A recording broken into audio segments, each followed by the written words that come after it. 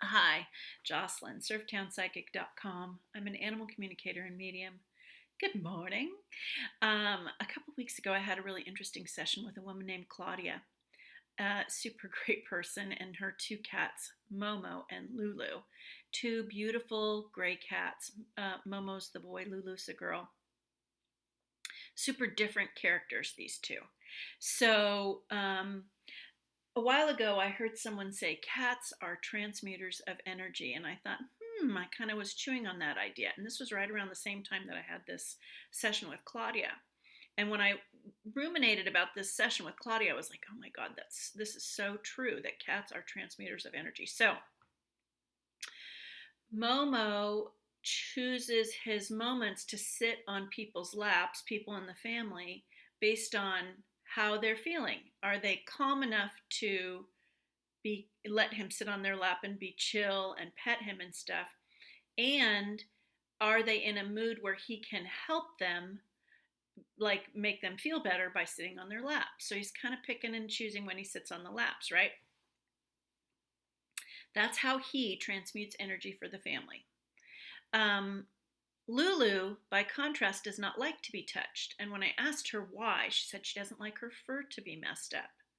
I thought this was really interesting because my cat Noodle, he doesn't care if you mess up his fur, but you can't touch him. He won't let me touch him if I have anything on my hands. Sometimes I don't even realize I have something on my hands until I go to touch him, and he's like, "Don't be touching me with those hands." And then I think, "Oh yeah, I've got like lotion, or I've got some water, or I've got some like grease or something on my fingers, just even trace amounts of it." He's like, "Hey, don't touch me." I would think my hands are relatively clean. He'd be like, "Don't touch me." Then I clean my hands. He's like, "Yeah, touch me all you want." Anyway, Lulu doesn't like her fur messed up, but she still works energetically with the family. She just does it remotely. So she'll go into a room and work on the energy of the room. That's like smoothing people's feathers, smoothing the energy of the room, lifting the vibe of the room. All these things she just does autonomously from her little area in the room where she's not being messed with or touched. Fascinating. Lula's approach completely different from Momo's. She's like Miss Remote energy worker. Just fascinating to me. So I started thinking about this.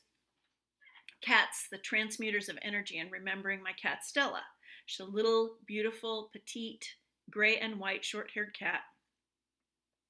Twice, while Stella was alive for like 20 years, during that time, twice I had people over to my house that were crying.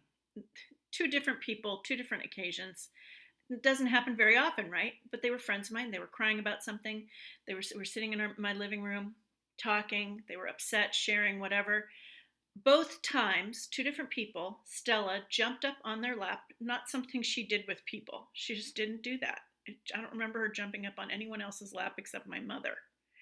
Um, both times she jumped up on their lap and sat on them. She just curled up and chilled out and sat on them. And they pet her a little bit, and lo and behold, their crying subsided, their mood their upsetness sort of dissipated. Stella, working the magic. They would pet her a little bit. She wasn't really there for pets because she would sit on their lap with her back to them and just sort of curl up very neatly and sit very calmly on their lap in both instances. So they pet her a little bit, and she was fine with that. But that wasn't the function. She was doing this energy work with them. So it's totally interesting. So when we look at cats, there's this whole other level at which cats are working with us. And they're doing it intentionally. So a lot of people say, "Oh, cats are aloof and cats are this and that." Pay attention to what cats are doing when they're around. For example, Noodle, my cat. What I've noticed is if I start to think too circularly about something negative, Noodle shows up. I'm feeling great. He's out in the world doing his own thing. But if I start to like think about something that's pointless, not getting me anywhere, not helpful thinking process, and kind of sinking into it, Noodle shows up and wants to sit on my lap. And he lets out the purrs right away, partly because he's just stoked and sweet and a lovey, but also partly because that's kind of helping me too. And so I pet him, and then I start to let go of whatever I was thinking about and feel better. So studies have proven this. This isn't, some of this is like, so what? I mean, this is not brand new news to most of us. Studies have proven, like, when we pet animals, our blood pressure lowers, their blood pressure lowers. The sharing of affection in this way is healthy for all concerned. But this sort of transmuting of energy is something specific to kitties.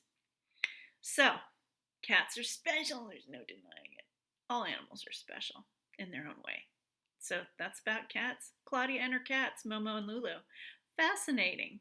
Jocelyn, surftownpsychic.com. Thanks.